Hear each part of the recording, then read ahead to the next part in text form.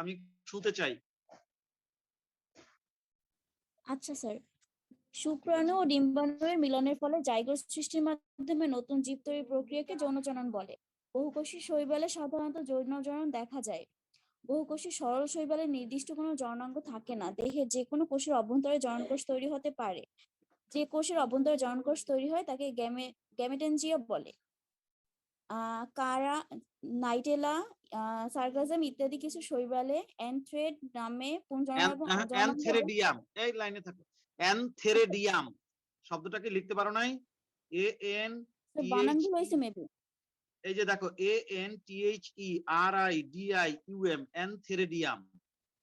হ্যাঁ, পর লাইনটা। হ্যাঁ, আচ্ছা, আবার বলো ওই লাইনটা। হ্যাঁ, আবার বলো ওই লাইনটা। জটিল শৈবালে অ্যানথেরিডিয়াম নামক পুংজননাঙ্গ এবং ওগোনিয়া নামক স্ত্রী জননাঙ্গ থাকে। হ্যাঁ, শৈবালে জননাঙ্গ সর্বদাই হবে এককোষী, যার বাইরে বন্ধ্যাকোষের কোনো আবরণ থাকবে না। হ্যাঁ। শৈবাল একলিঙ্গিক বা উভলিঙ্গিক হতে পারে। একলিঙ্গিকের ব্র্যাকেটে কিছু লেখা আছে? হ্যাঁ, হেটেরোথেলিয়া। হ্যাঁ, সেটা বলো না কেন? আর উভলিঙ্গিক হেটেরোথ্যালিক। সরি, হেটেরোথ্যালিক আর উভলিঙ্গি হচ্ছে হোমোথ্যালিক হ্যাঁ, হতে পারে। নিষেকের ফলে যে জাইগোট তৈরি হয় তা দেখতে অনেকটা গ্যামেট এর মতো, তাই শৈবালের যৌনক্রমকে হোমোমরফিক যৌনক্রম বলে। হ্যাঁ। আবার শৈবালের জীবনচক্রে প্রধান দেহ এবং জননকোষ এই দুটি দশা হ্যাপ্লয়েড এবং জাইগোট দশাটি ডিপ্লয়েড, তাই শৈবালের যৌনক্রমকে ডিপ্লোবায়োন্টিক যৌনক্রম বলে। না, ওইখানে তো ভুল হয়েছে। স্যার, এটা তাই প্রশ্ন শৈবাল, গল্প করবে, আমি লিখছি হচ্ছে হ্যাঁ, ডিপ্লোবায়োন্টিক, কিন্তু আমার মতে ডিপ্লোবায়োন্টিক না, ওটা হ্যাপ্লোবায়োন্টিক হবে। হ্যাপ্লোবায়োন্টিক হবে। হ্যাঁ, তাই শৈবালের যৌনক্রমকে হ্যাপ্লোবায়োন্টিক যৌনক্রম বলে। শৈবালের জীবনচক্রে এই হ্যাপ্লয়েড লাইনে থাকো, দশাটি। সবাই কি শুনছো? ওই যে লাস্টের লাইনটাতে ও ডিপ্লোবায়োন্টিক বলছে, ওইখানে হ্যাপ্লোবায়োন্টিক হবে। সবাই কি শুনতে পারছো? জি স্যার, গতদিন স্যার তুমি একবার হ্যাপ্লোবায়োন্টিক লিখছেন, তারপর কাইটটা আবার ডিপ্লোবায়োন্টিক। না, হ্যাপ্লোবায়োন্টিক ঠিক আছে, হ্যাপ্লোবায়োন্টিক যৌনক্রম বলে, এটা ঠিক আছে। হ্যাঁ, তারপর শৈবালের জীবনচক্রে হ্যাপ্লয়েড দশাটি দীর্ঘ এবং ডিপ্লয়েড দশাটি ক্ষণস্থায়ী, তাই এদের হ্যাঁ, যৌনক্রমকে অনেক সময় হ্যাপ্লোবায়োন্টিক যৌনক্রম বলে। ব্যতিক্রম হচ্ছে এখানে ফিউকাস। হ্যাপ্লোবায়োন্টিক না লিখে, শোনো, এইখানে হ্যাপ্লোবায়োন্টিক না লিখে লেখো হ্যাপ্লন্টিক। এখানে লেখো হ্যাপ্লন্টিক। স্যার এখানে আচ্ছা, হ্যাপ্লন্টিক। তাহলে ও ভুল বলছে। হ্যাঁ, হ্যাপ্লন্টিক যৌনক্রম বলে। হ্যাঁ, তারপর ব্যতিক্রম হচ্ছে ফিউকাস, এর প্রধান দেহটি ডিপ্লয়েড, তাই এর যৌনক্রমকে ডিপ্লন্টিক বলে। ঠিক আছে, এখন সব লাইন ঠিক আছে। এই সবাই কি মিলাই নিতে পারছো? জি স্যার। ঠিক আছে, সবাই মিলাই নিতে পারবা, এই জন্যই আমি ওকে পড়তে বলছি। এবার ওই লেখাটার শেষে যেই লিখতে থাকো, শৈলের যৌন জননের ফলে যে জাইগোট তৈরি হয়, শৈবালের যৌন জননের ফলে যে জাইগোট তৈরি হয় তা কখনো বহুকোষী ভ্রূণে পরিণত হয় না। শৈবালের যৌন জননের ফলে যে জাইগোট তৈরি হয় তা কখনো বহুকোষী ভ্রূণে পরিণত হয় না। শৈবালের যৌন জননের ফলে যে জাইগোট তৈরি হয় তা কখনো বহুকোষী ভ্রূণে পরিণত হয় না। লিখছ? জি স্যার। দাঁড়ি সাথে লেখো, জাইগোট এর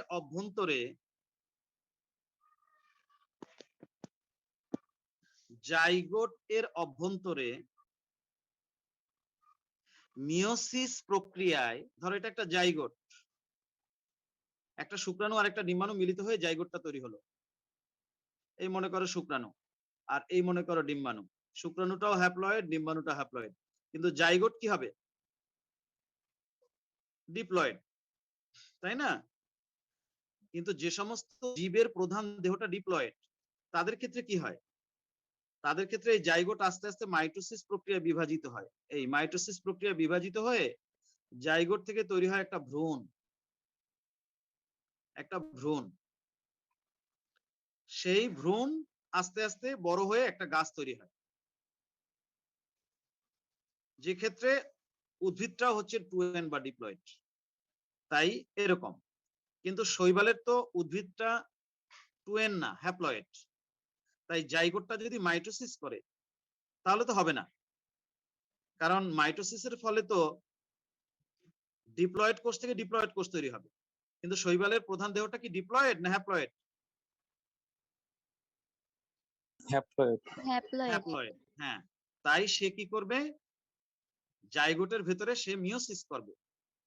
মিওসিস করলে কি হয় দেখো, আমরা জানি একটা ডিপ্লয়েড কোষ যদি মিওসিস করে তাহলে 4টা হ্যাপ্লয়েড কোষ তৈরি হয়। তাই হয়, ওই জাইগোটের ভেতরে নিউক্লিয়াসটা প্রথমে 4 ভাগে বিভক্ত হয়, তারপর প্রত্যেকটা নিউক্লিয়াস চারপাশে সাইটোপ্লাজম জমা করে, তারপর মেমব্রেন দ্বারা আবৃত হয়। এভাবে প্রত্যেকটা জাইগোটের ভিতরে 4টা করে হ্যাপ্লয়েড স্পোর তৈরি হয়। এই স্পোর গুলোকে বলা হয় জাইগোস্পোর।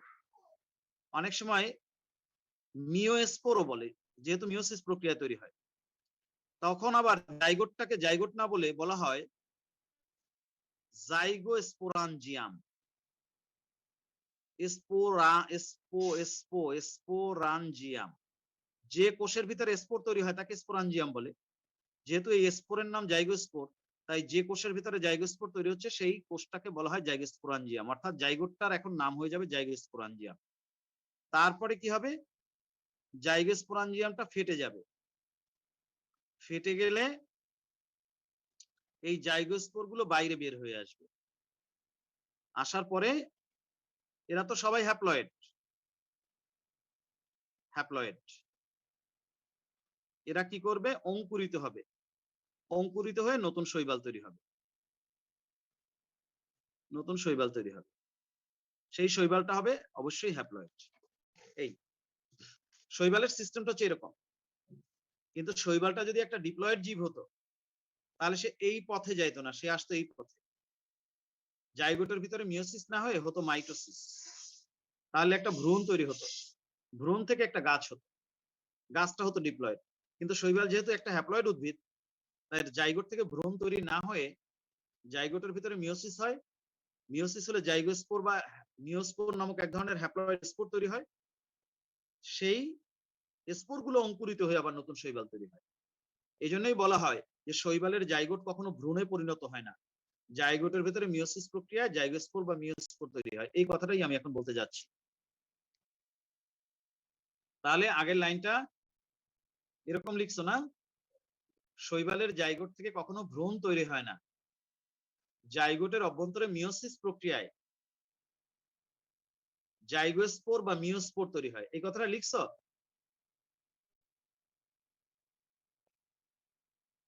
আগের লাইনটা কমপ্লিট করছো? স্যার জাইগোটের অভ্যন্তরে মিওসিস প্রক্রিয়ায় তারপর কি? হ্যাঁ, জাইগোটের অভ্যন্তরে মিওসিস প্রক্রিয়ায় হ্যাপ্লয়েড জাইগোস্পোর বা মিওস্পোর উৎপন্ন হয়। জাইগোটের অভ্যন্তরে মিওসিস প্রক্রিয়ায় হ্যাপ্লয়েড ব্র্যাকেটে লেখো এন জাইগোস্পোর বা মিওস্পোর উৎপন্ন হয়।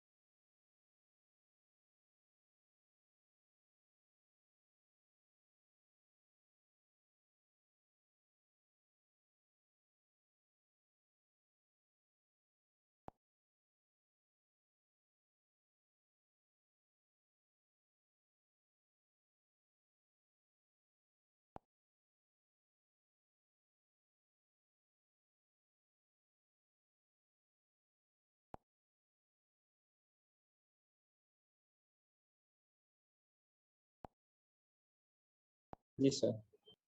এবার নাম্বার 3 লেখো প্লানোগ্যামি। নিজেরাই লিখতে পারো। যখন শুক্রাণু এবং ডিম্বাণু উভয়ই সচল হয়,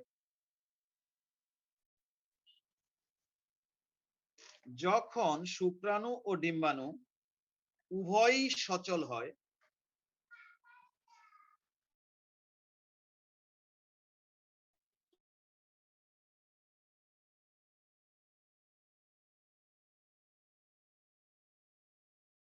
মিলন প্রক্রিয়াকে প্লানোগ্যামি বলে। লিখতে পারছো না? জি স্যার। জি স্যার। ঠিক আছে।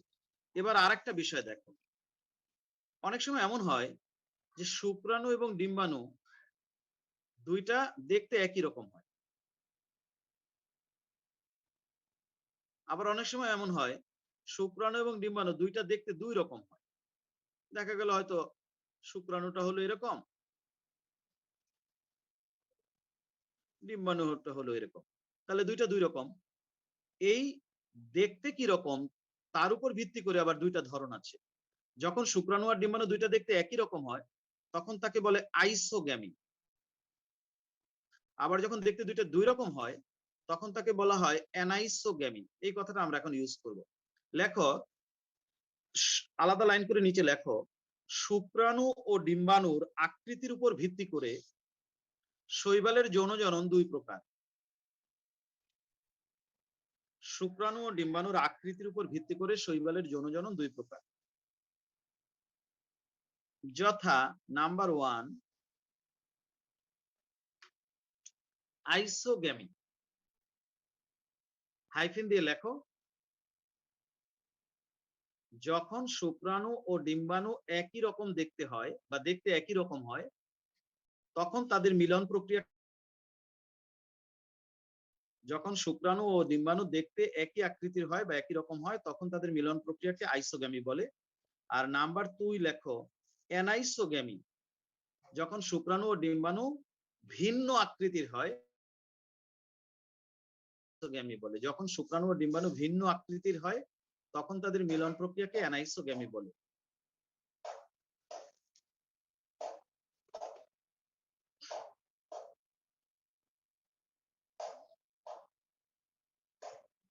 লিখতে পারছো সবাই?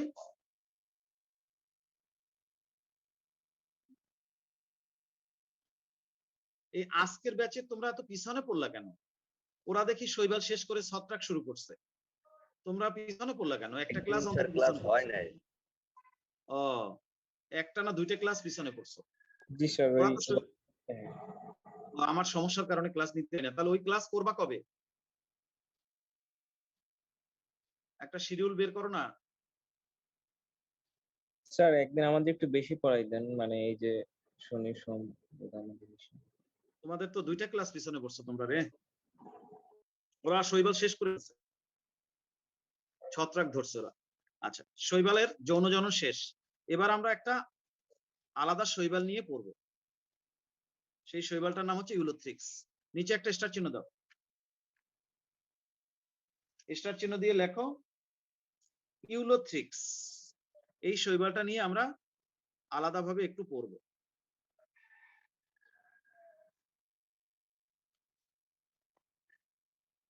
এখন আজকে যদি বেশি পড়াই 10-15 মিনিট পড়তে পারবা? জি স্যার। তাহলে পড়ো পড়ো, একটু একটু করে প্রতিদিন বেশি পড়লেই হয়ে যাবে। তাহলে ওদের ধরে ফেলবো।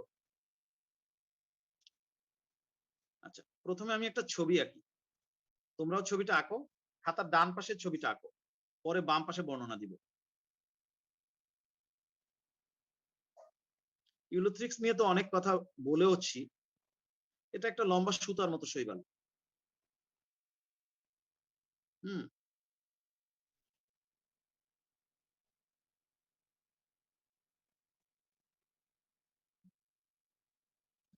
কোষগুলো এমন ভাবে আঁকবা যেন দৈর্ঘ্যের চেয়ে চওড়ায় বেশি হয়। অধিকাংশ ইউলোথ্রিক্সের এরকম যে কোষগুলো দৈর্ঘ্যের চেয়ে প্রস্থে বেশি। তবে একটা ইউলোথ্রিক্স আছে তার আবার দৈর্ঘ্য প্রস্থ প্রায় সমান। এরকম ইউলোথ্রিক্স একটা বহুকোষী শৈবাল।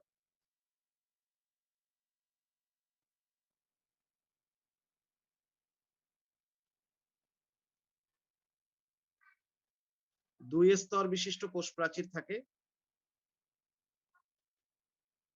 এই সেই দুই স্তর বিশিষ্ট কোষ প্রাচীর।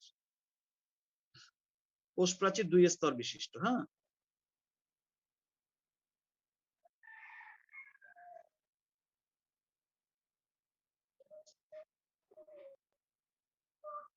আচ্ছা। আর এটা হচ্ছে কোষ মেমব্রেন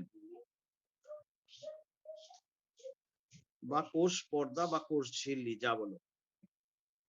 প্রত্যেকটা কোষের মাঝখানে একটা বড় নিউক্লিয়াস থাকে, তবে একেবারে নিচের কোষটায় থাকে না। নিচের কোষটা এই যে এখানে, এই কোষটা, এটা একটা সাদা লম্বা কোষ, এই কোষটা বর্ণহীন। এই কোষটার মাধ্যমে ইউরেথ্রিক্সটা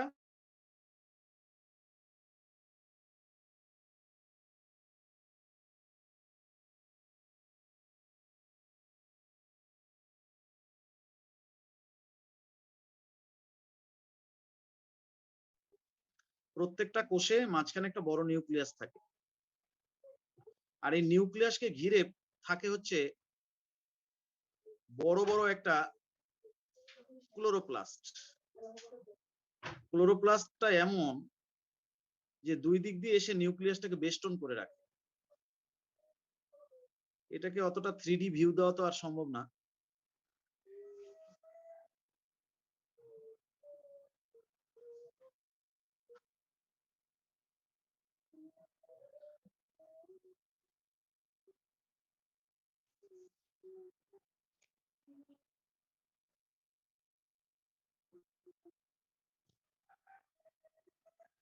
এই বিশেষ ক্লোরোপ্লাস্টের কি নাম যেন?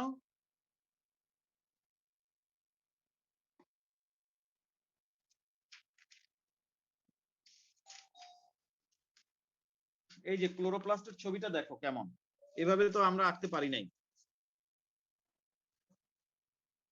দেখছো? চাইলে আঁকা যায় তো, একটু খেয়াল করলে। এই যে নিউক্লিয়াসটা দেখছো, আর দুই দিক দিয়ে ক্লোরোপ্লাস্টটা কিভাবে ঘিরে ধরছে, দেখছো না, বেল্টের মতো? জি স্যার। দেখো, এই ক্লোরোপ্লাস্টকে বলা হয় গার্ডেল ক্লোরোপ্লাস্ট। গার্ডেল বা বেল্ট ক্লোরোপ্লাস্ট বলে অনেক সময়।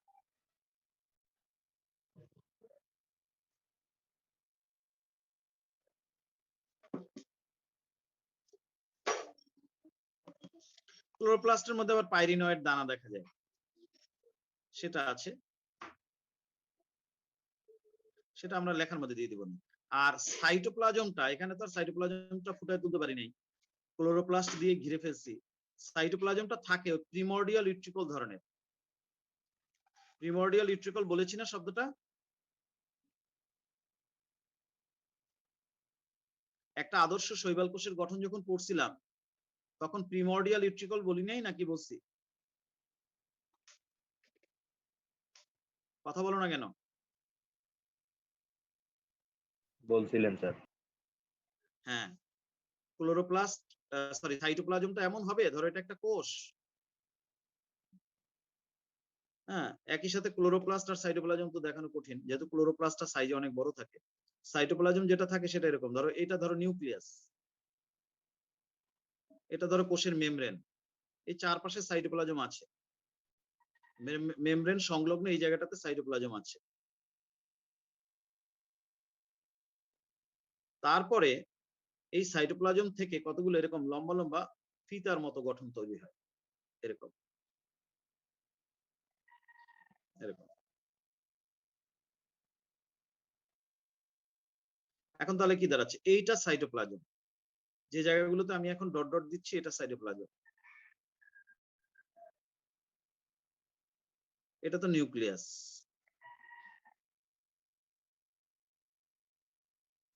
তাহলে এই জায়গাটা ফাঁকা,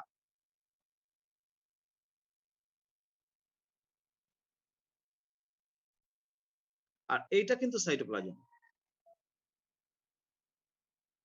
তার মানে চারপাশ দিয়ে সাইটোপ্লাজমের কতগুলো ফিতার মতো গঠন চলে আসে, এসে মাঝখানে তারা মিলিত হয়, নিউক্লিয়াসটাকে বেষ্টন করে রাখে। এই বিশেষ ধরনের সাইটোপ্লাজমকে বলা হয় প্রিমর্ডিয়াল ইউট্রিকল ধরনের সাইটোপ্লাজম।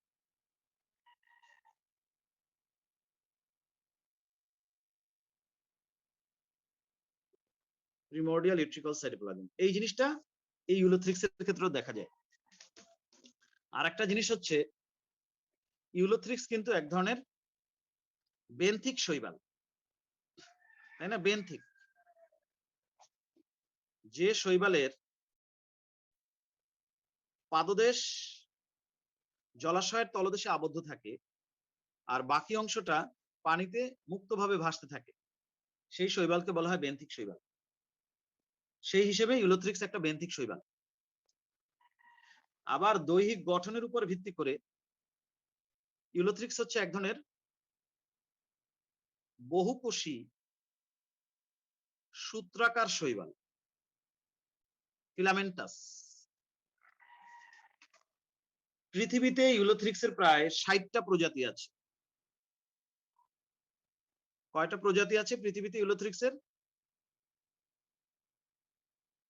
স্যার 60টি। 60টি, 60। এদের মধ্যে অধিকাংশই মিঠা পানিতে জন্মে, অল্প দুই একটা আছে হালকা লোনা পানিতে জন্মে, তবে এদের অধিকাংশই স্বাদু পানিতে জন্মে বা মিঠা পানিতে জন্মে। কিভাবে জন্মে? এই বিভিন্ন লেক অথবা পুকুর, হ্যাঁ, অথবা ডোবা, এগুলোর কিনারায় মাটির নিচে গোড়াটা আটকানো থাকে আর বাকিটা ভাসতে থাকে, এরকম। তবে পানিটা কিন্তু প্রবহমান হতে হবে, বদ্ধ পানিতে জন্মে না। প্রবহমান স্বচ্ছ পানি হতে হবে, বেশি ঘোলা পানি হলে জন্মাবেন। বুঝতে পারছো? ঘোলা পানিতে সাধারণত জন্মায় না, মিঠা পানিতে জন্মায় এবং স্বচ্ছ মিঠা পানি এবং প্রবহমান চলমান পানিতে জন্মায়। এর একেবারে সবার যে উপরের কোষটা, এটা দেখতে অনেকটা অর্ধবৃত্তাকার, এটাকে বলা হয় এপিকাল কোষ। এপিকাল, এপিকাল মানেই হচ্ছে শীর্ষ দেশীয়, সোজা কথা।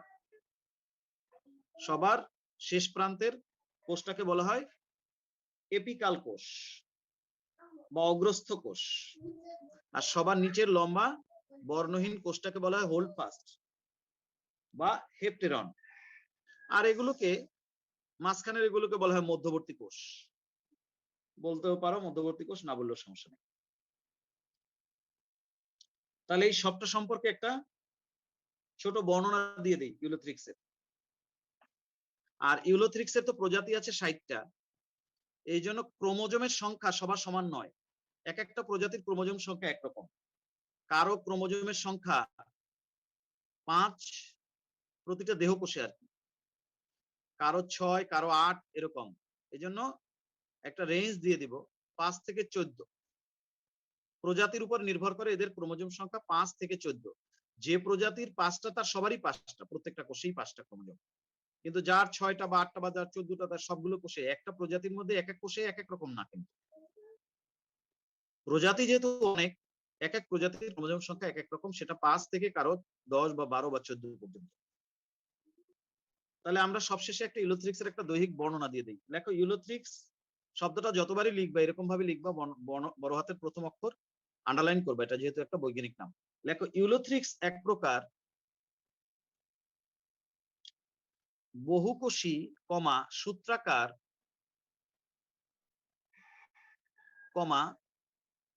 বেন্থিক শৈবাল। ইউলোথ্রিক্স এক প্রকার বহুকোষী সূত্রাকার, ছবি ডান পাশে থাক, বর্ণনা বাম পাশে লিখো। ইউলোথ্রিক্স এক প্রকার বহুকোষী সূত্রাকার বেন্থিক শৈবাল।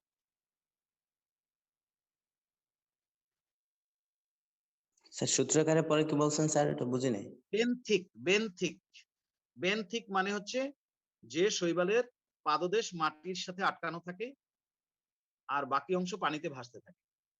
মাটি বা পাথরের সাথে গোড়াটা আটকানো থাকে, বাকিটা ভাসতে থাকে। ইউলোথ্রিক্স এক প্রকার বহুকোষী সূত্রাকার বেন্থিক শৈবাল। লিখছ? জি স্যার। জি স্যার। লেখো, প্রবহমান প্রবহমান প্রবহমান স্বচ্ছ এবং মিঠা পানিতে ইউলোথ্রিক্স জন্মায়। প্রবহমান স্বচ্ছ এবং মিঠা পানিতে ইউলোথ্রিক্স জন্মায়।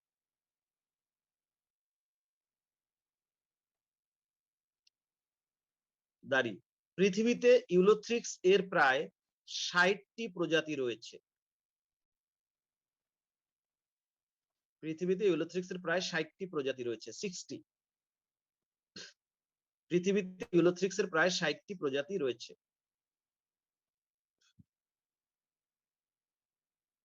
লিখতে পারছো?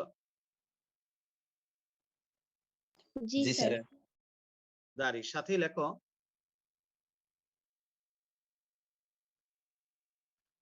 প্রায় সকল ইউলোথ্রিক্স এর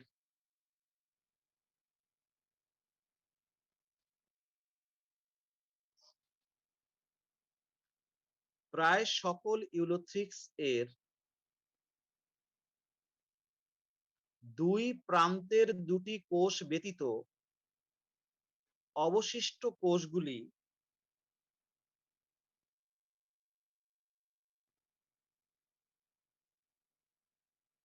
প্রায় সকল ইউলোথ্রিক্স এর দুই প্রান্তের দুটি কোষ ব্যতীত মধ্যবর্তী কোষগুলি বা অবশিষ্ট কোষগুলি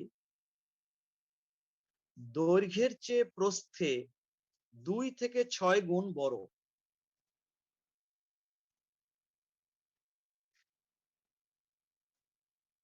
প্রায় সকল ইউলোথ্রিক্স এর দুই প্রান্তের দুটি কোষ ব্যতীত অবশিষ্ট কোষগুলির দৈর্ঘ্যের চেয়ে প্রস্থ 2 থেকে 6 গুণ বেশি।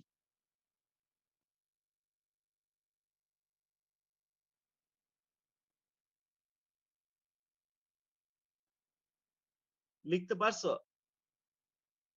জি জি স্যার। স্যার। মধ্যবর্তী কোষগুলির পর আরেকটু বলবেন?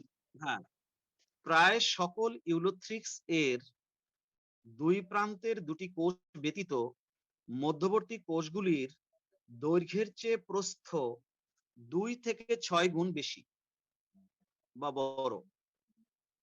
মধ্যবর্তী কোষগুলির দৈর্ঘ্যের চেয়ে প্রস্থ 2 থেকে 6 গুণ বেশি।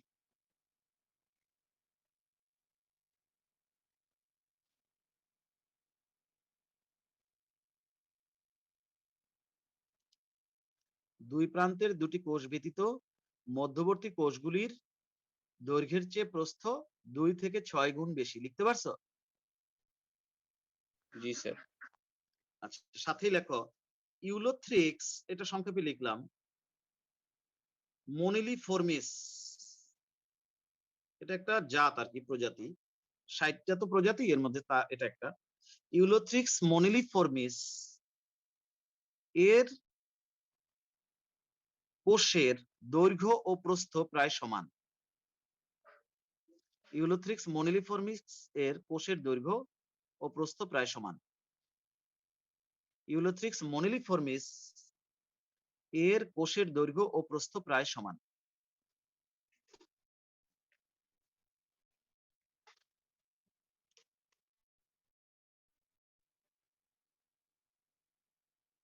লিখতে পারছো? স্যার আমি কিছু দেখতেছি না স্যার, এমনিতে সমস্যা হচ্ছে স্যার। MONI, মনিলিফর্মিস বানানটা মনি, একটু বলবেন? LI, লি, মনিলি, ফর্মিস, FORMIS, MONI, মনি, LI, লি, মনিলি, ফর্মিস, FORMIS। পারছো? জি স্যার। এটা পরীক্ষায় দেয় কিন্তু। হ্যাঁ, ঠিক আছে। সাথেই লেখো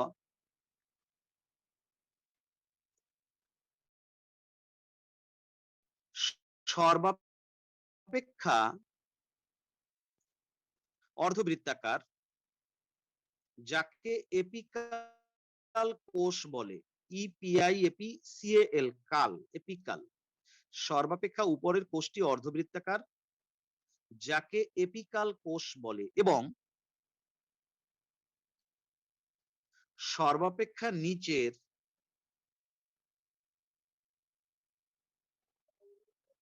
সর্বাপেক্ষা উপরের কোষটি অর্ধবৃত্তাকার যাকে এপিকাল কোষ বলে এবং সর্বাপেক্ষা নিচের লম্বা, বর্ণহীন এবং নিউক্লিয়াসবিহীন কোষটিকে হোল্ডফাস্ট বা হেপ্টেরন বলে। সর্বাপেক্ষা নিচের বর্ণহীন, কমা লম্বা এবং নিউক্লিয়াসবিহীন কোষটিকে হোল্ড ফাস্ট বা হেপ্টেরন বলে। দাঁড়ি। সর্বাপেক্ষা নিচের লম্বা, বর্ণহীন এবং নিউক্লিয়াসবিহীন কোষটিকে হোল্ড ফাস্ট বা হেপ্টেরন বলে। লিখতে পারছো? জি স্যার, জি স্যার। দাঁড়ি। নিচে আলাদা লাইন করে লেখো।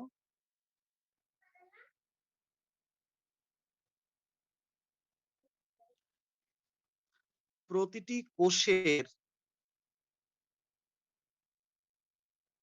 দুই স্তর বিশিষ্ট কোষ প্রাচীর থাকে।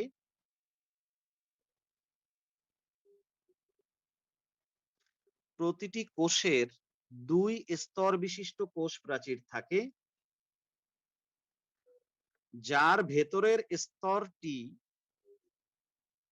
সেলুলোজ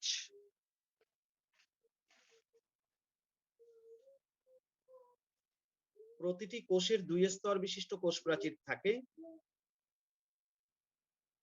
যার ভেতরের স্তরটি সেলুলোজ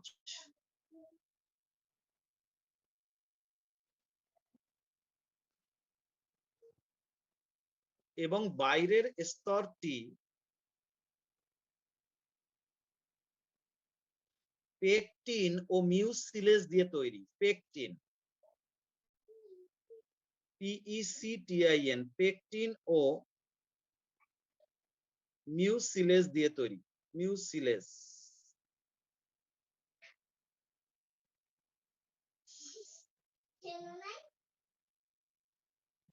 যার ভেতরের স্তরটি সেলুলোজ এবং বাইরের স্তরটি পেকটিন ও মিউসিলেজ দিয়ে তৈরি। লিখতে পারছো? জি স্যার। দাঁড়ি। সাথেই লেখো,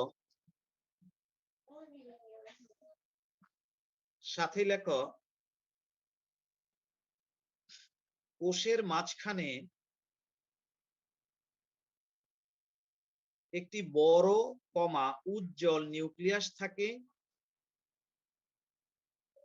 কোষের মাঝখানে একটি বড়, কমা উজ্জ্বল নিউক্লিয়াস থাকে।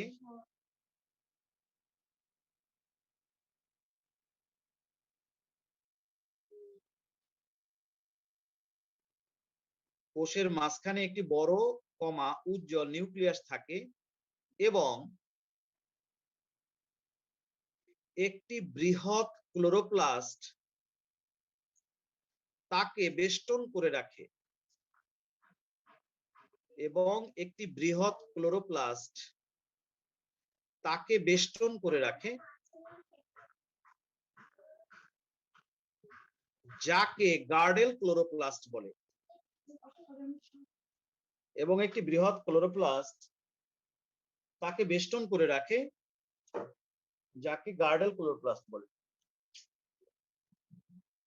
এবং একটি বৃহৎ ক্লোরোপ্লাস্ট তাকে বেষ্টন করে রাখে।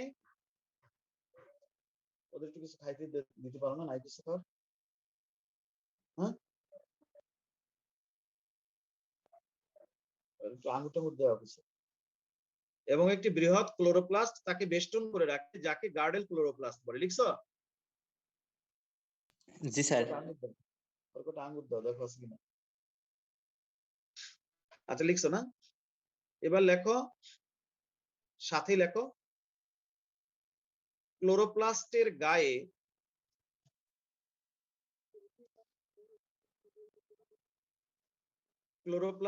গায়ে আইসক্রিম আছে? তাহলে আইসক্রিম দাও বা আঙ্গুর দাও, কিছু দাও। বাচ্চারা রোজা নাই যারা যারা, তাদের দেওয়া কিছু খাইতে।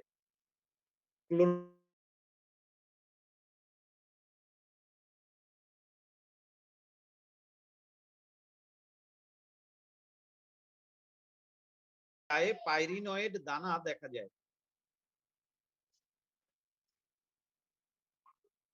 পাইরিনয়েড দানা কি দিয়ে তৈরি হয় জানো?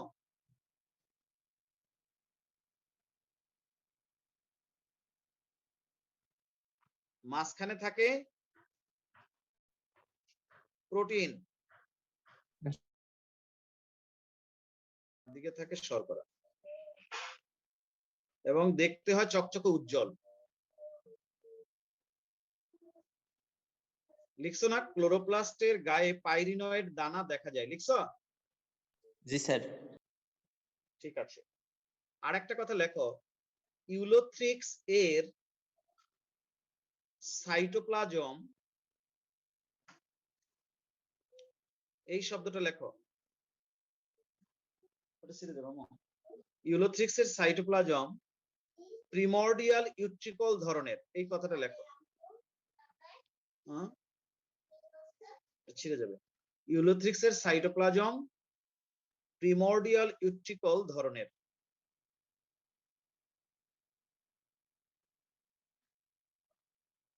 ইউলোথ্রিক্স এর সাইটোপ্লাজম প্রিমর্ডিয়াল ইউট্রিকল ধরনের, লিখছো? জি স্যার। জি স্যার। ঠিক আছে, ইউলোথ্রিক্স এর গঠন যদি আসে তাহলে এই কথাগুলো লিখে দেবা। ইউলোথ্রিক্স এর গঠন লেখা শেষ।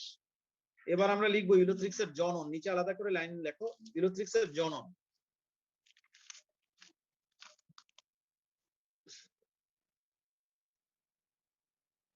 অন্যান্য শৈবালের মতোই ইউলোথ্রিক্সও তিনটা উপায়ে বংশবৃদ্ধি করে। এক, লেখিও না কিছু, আমি বলবো তারপর লিখবো, আগে শুনে বুঝতে থাকো। অঙ্গজনন, দুই অযৌন জনন, এবং তিন যৌন জনন। এখন শোনো, আমরা কিন্তু শৈবালের কমন এই তিনটা জনন আলোচনা করেছি।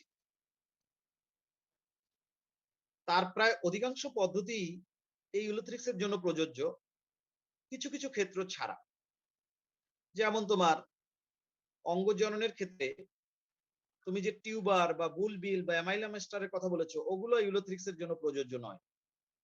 আর বাকি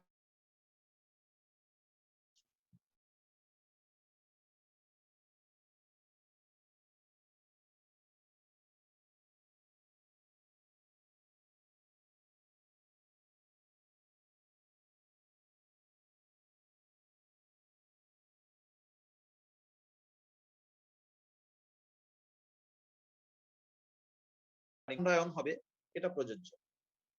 তারপরে তোমার হরমোগোনিয়া, অর্থাৎ ধরো একটা বা দুইটা কোষ নষ্ট হয়ে গেল, বাকি অংশটা আলাদা হয়ে গেল, সেটা দিয়ে আরেকটা নতুন শৈবাল তৈরি হবে, হরমোগোনিয়া যাকে বলে, এটা প্রযোজ্য। তারপরে তোমার হেটেরোসিস্ট, এটা প্রযোজ্য। একাইনেটি তৈরি, এটা প্রযোজ্য। এইগুলোই প্রযোজ্য অঙ্গজননের জন্য। তাহলে আমরা এই আইটেমগুলো কিন্তু একবার লিখছি ডিটেলস, এখন এখানে আর ডিটেলস লিখবো না। এখানে কেন বলে যাব যে ইউলোথ্রিক্স এই উপায়ে অঙ্গজনন করতে পারে, কিন্তু এগুলোর প্রত্যেকটা যদি আবার আলাদাভাবে জানতে চাই তাহলে আমরা সেটা পেছনে আছে নাকি নাই? জি স্যার। আচ্ছা, স্যার ডিভিশন হয় না ইউলোথ্রিক্স এর ক্ষেত্রে? না, ডিভিশন তো হয় যারা আদিকোষী জীব, আদিকোষী শৈবাল, তাদের জন্য। ডিভিশন আর বাডিং এটা এককোষী, যারা আদিকোষী এককোষী তাদের জন্য। আর তোমার বুলবিল, টিউবার, অ্যামাইলামেস্টার ওগুলো হচ্ছে জটিল শৈবালদের জন্য, কিন্তু ইউলোথ্রিক্স এই কটা এদের জন্য প্রযোজ্য। লেখো নাম্বার 1, লেখো অঙ্গজনন। ইউলোথ্রিক্স এর জনন লিখে 1 নম্বরে লেখো অঙ্গজনন, হাইফেন দিয়ে লেখো।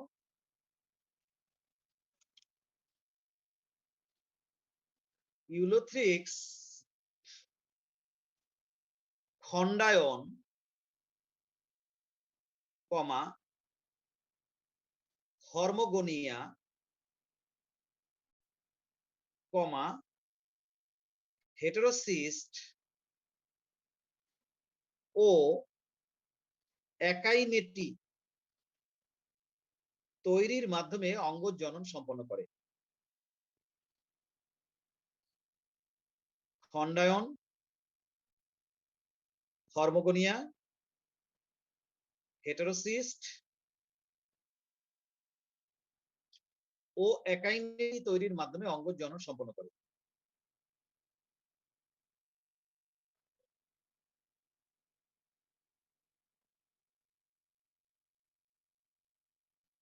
লেখছো? জি স্যার। জি ঠিক আছে, এগুলো ডিটেলস আর দিব না, সেটা পেছনে আছে। এবার লেখো নাম্বার 2, অযৌন জনন। Yes sir. নাম্বার 2 লেখো অযৌন জনন। এবার শোনো, আমরা জানি যখন কোনো জীব স্পোর তৈরির মাধ্যমে জনন করে, স্পোর তৈরির মাধ্যমে ছোট ছোট বীজ তৈরি করে, স্পোর যাদেরকে বলে, সেই স্পোরটা অঙ্কুরিত হয়ে নতুন একটা শৈবাল তৈরি হবে বা নতুন একটা জীব তৈরি হবে, সেটাকে বলে অযৌন জনন। এটা তো আমরা সবাই জানি নাকি? এখন আমরা জি স্যার। নানা রকমের স্পোর তৈরি হয় শৈবালে, সেটা শুনেছি। কি কি? এর মধ্যে সবগুলো আবার ইলোথ্রিক্সের জন্য প্রযোজ্য নয়। হরমোস্পোর এটা প্রযোজ্য, এটা ইউলোথ্রিক্সের ক্ষেত্রে হয়। হরমোস্পোরের কথা মনে আছে কিনা? একটা মাত্র কোষ যদি বিচ্ছিন্ন হয়ে যায়, এই শেষের কোষটার আগের কোষগুলো নষ্ট হয়ে গেল, তাহলে ওখান থেকে ভেঙে গেল, ওই সবার শেষের কোষটা যদি আস্তে আস্তে একটা স্পোর হয়ে যায়, তাহলে সেটা হবে হরমোস্পোর। এগুলো নোটে আছে তোমার। আবার তোমার জুওস্পোর, জুওস্পোর মানে হচ্ছে ধরো এক ধরনের স্পোর তৈরি করবে, তার ফ্লাজেলা থাকবে, সে সাঁতার কাটতে পারবে, সেই রকমের স্পোরকে কি বলে? জুয়েসপর। হ্যাঁ। আবার এক ধরনের স্পোর হবে, তার কোনো ফ্লাজেলা থাকবে না, সে হবে নিশ্চল, তাকে কি বলে? অ্যাপ্লানোস্পোর। হ্যাঁ। আবার এক ধরনের স্পোর হবে নিশ্চল, তারপর আবার তার বাইরে একটা অতিরিক্ত সিস্ট থাকবে, তাকে কি বলে? হিপনোস্পোর। হিপনোস্পোর। এগুলো সব ইউলোথ্রিক্সের ক্ষেত্রে প্রযোজ্য। তাহলে এখানেও আমরা অত ডিটেলস দিতে যাব না, যেহেতু এগুলো ডিটেলস পেছনে দেয়া আছে। খালি লেখো ইউলোথ্রিক্স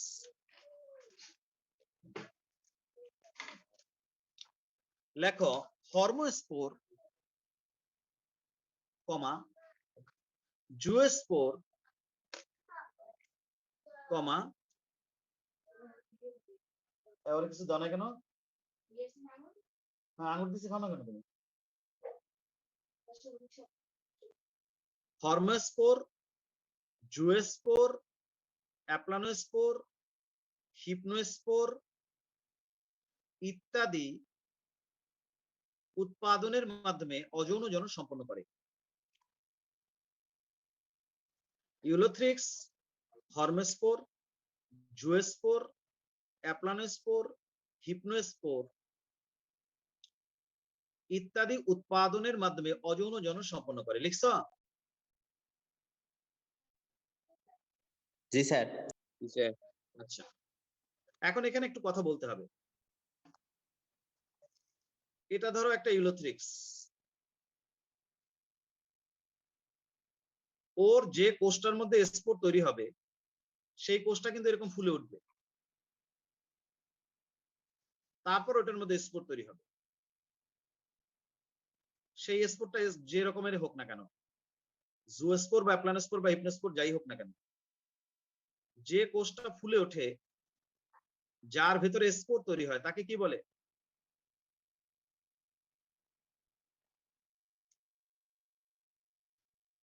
কি বলে? স্পোরাঞ্জিয়া। স্পোরাঞ্জিয়া। এই কথাটা এখন বলবো। স্পোরাঞ্জিয়া। লেখো যে কোষের অভ্যন্তরে স্পোর তৈরি হয় তাকে স্পোরাঞ্জিয়া বলে।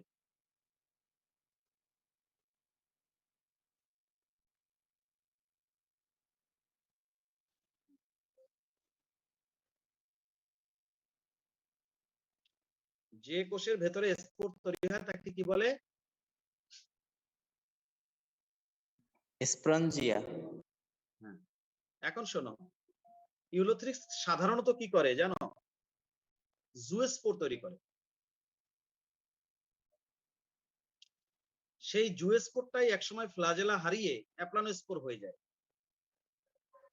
আবার দেখা যাচ্ছে অ্যাপ্লানোস্পোরটাই যদি দেখে পানির মধ্যে প্রতিকূলতা, পানিটা ভালো না, তখন তার বাইরে একটা সিস্ট তৈরি করে হিপনোস্পোর হয়ে যায়। আসলে কিন্তু ইউলোথ্রিক্স প্রথমে তৈরি করে জুস্পোর, তারপরে সেই জুস্পোর গুলো দেখতে এরকম বেশ বড় বড়, তার মধ্যে এরকমের কাপের মতো ক্লোরোপ্লাস্ট থাকে।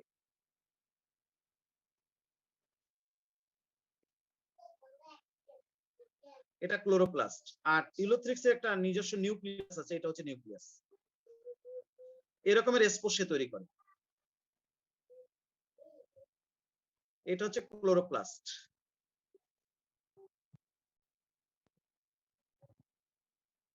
এটা পাইরিনয়েড দানা।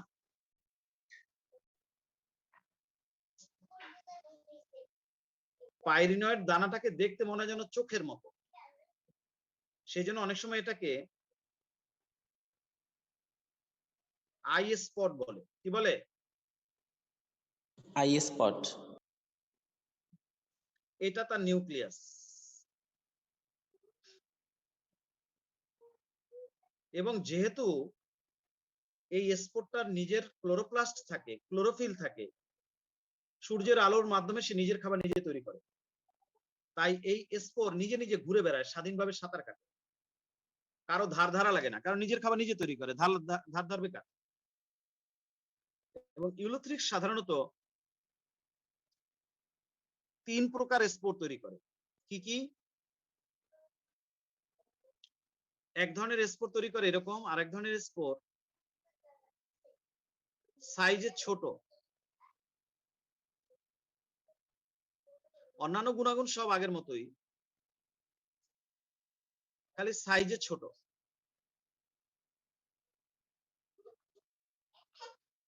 এই আর এক ধরনের স্পোর তৈরি করে এই যে যেটা সাইজে ছোট, এটার ফ্লাজেলা 2টা থাকে, আর যেটা সাইজে বড় ওটার ফ্লাজেলা থাকে 4টা। দ্বিতীয়টার নাম আর কি এক স্যার? নাম দিতেছি আমি। এটার ফ্লাজেলা থাকে 2টা, এটাকে বলা হয় 2 ফ্লাজেলা যুক্ত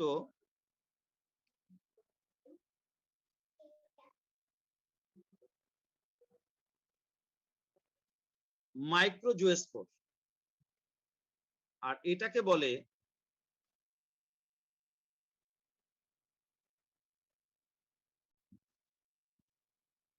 4 ফ্লাজেলা যুক্ত ম্যাক্রোজুস্পোর। সাইজে বড়, ফ্লাজেলা 4টা। আর একটা তৈরি করে সাইজে ছোট, কিন্তু তারও ফ্লাজেলা 4টা। এই একটু বেশি ছোট হয়ে গেল, ওটার মতো আঁকা উচিত ছিল। ভালো লাগে না, রোজার দিনে এত আর ভালো লাগে না, পড়াতে অনেক কষ্ট হয়। এটা হচ্ছে 4 ফ্লাজেলা যুক্ত, এটা একটু ছোট বেশি হয়ে গেছে, একটু বড় করে দাও, ওইটার মতো সাইজ দিবা, এইটার এটা একই সাইজ দিবা।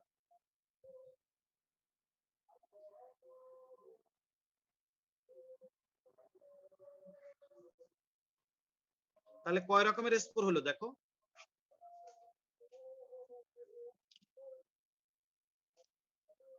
2 ফ্লাজেলা যুক্ত মাইক্রোজুস্পোর, 4 ফ্লাজেলা যুক্ত মাইক্রোজুস্পোর, আর 4 ফ্লাজেলা যুক্ত ম্যাক্রোজুস্পোর। এই কথাগুলো আমি এখন বলবো।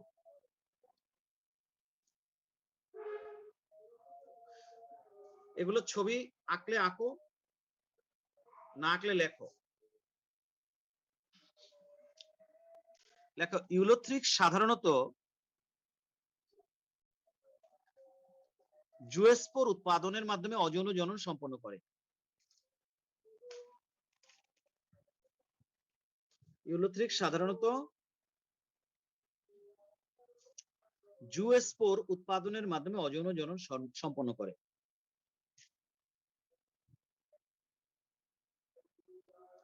লিখতে পারছো?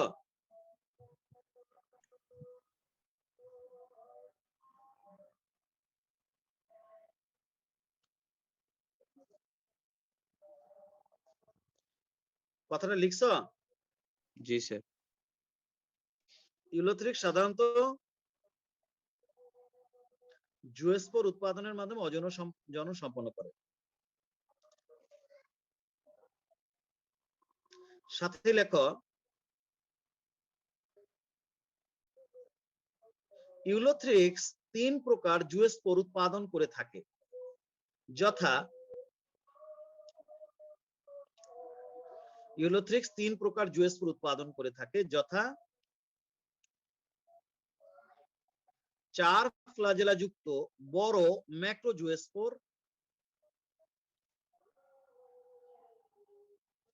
4 ফ্লাজেলা যুক্ত বড় ম্যাক্রোজুস্পোর, কমা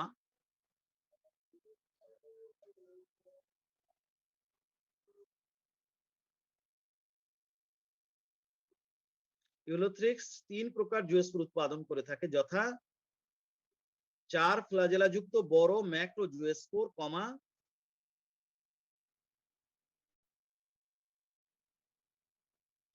4 ফ্লাজেলা যুক্ত ছোট মাইক্রোজুস্পোর,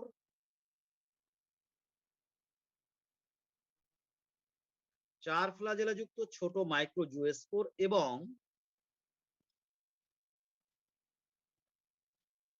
2 ফ্লাজেলা যুক্ত ছোট মাইক্রোজুস্পোর।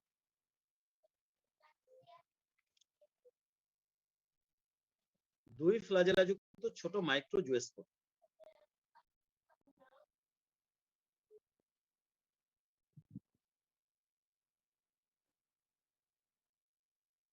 লিখছো?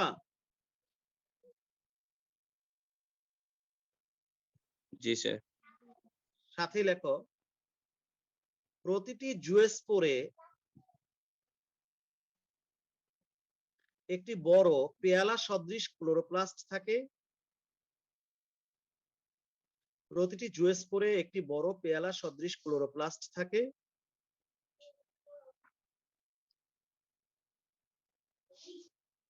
প্রতিটি জুস্পোরে একটি বড় পেয়ালা সদৃশ ক্লোরোপ্লাস্ট থাকে, যার মাঝখানে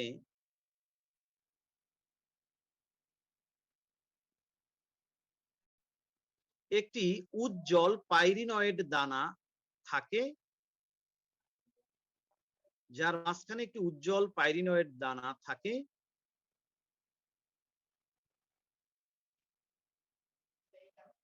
যাকে দেখতে প্রাণীর চোখের মতো মনে হয় বলে আই স্পট বলে। যার মাঝখানে একটি পাইরিনয়েড দানা থাকে এবং দেখতে প্রাণীর চোখের মতো মনে হয় বলে আই স্পট বা চক্ষুবিন্দু বলে।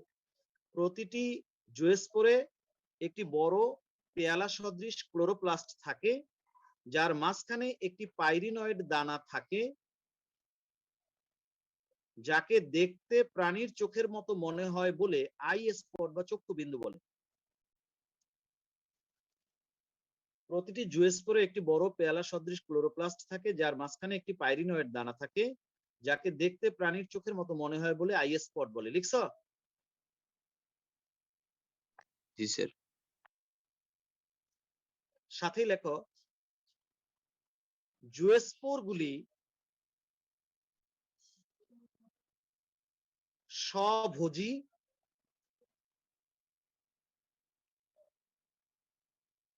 জুস্পোরগুলি স্বভোজী এবং স্বাধীনজীবী। স্বাধীনজীবী মানে কি? মুক্তভাবে সাঁতার কাটতে পারে। জুস্পোরগুলি স্বভোজী এবং স্বাধীনজীবী। লিখছো? জি স্যার। জি স্যার। সাথে লেখো 2 থেকে 10 দিন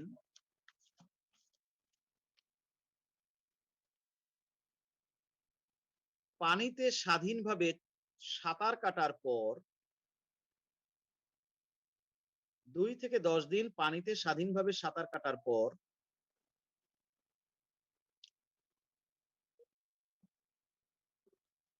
2 থেকে 10 দিন পানিতে স্বাধীনভাবে সাঁতার কাটার পর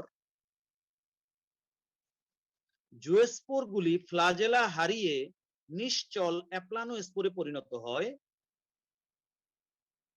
2 থেকে 10 দিন পানিতে স্বাধীনভাবে সাঁতার কাটার পর জুওস্পোরগুলি ফ্লাজেলা হারিয়ে অ্যাপ্লানোস্পোরে পরিণত হয় এবং পানিতে তলিয়ে যায়।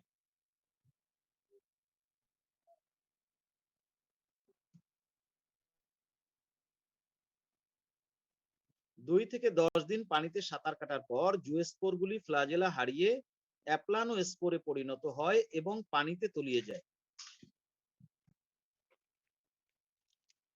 লিখছ? জি স্যার। সাথেই লেখো।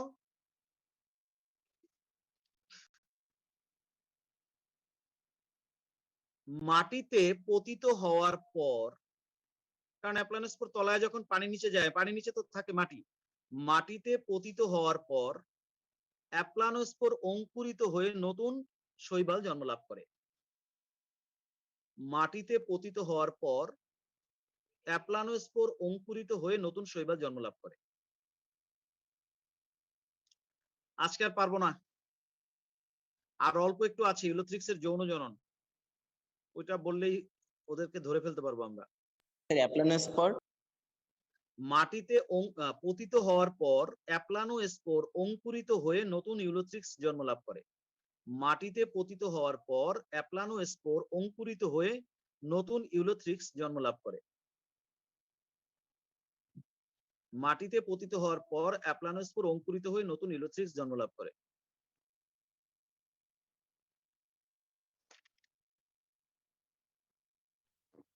স্যার লিখছো? আসসালামু আলাইকুম। জি স্যার। ওয়ালাইকুম আসসালাম। ঠিক আছে।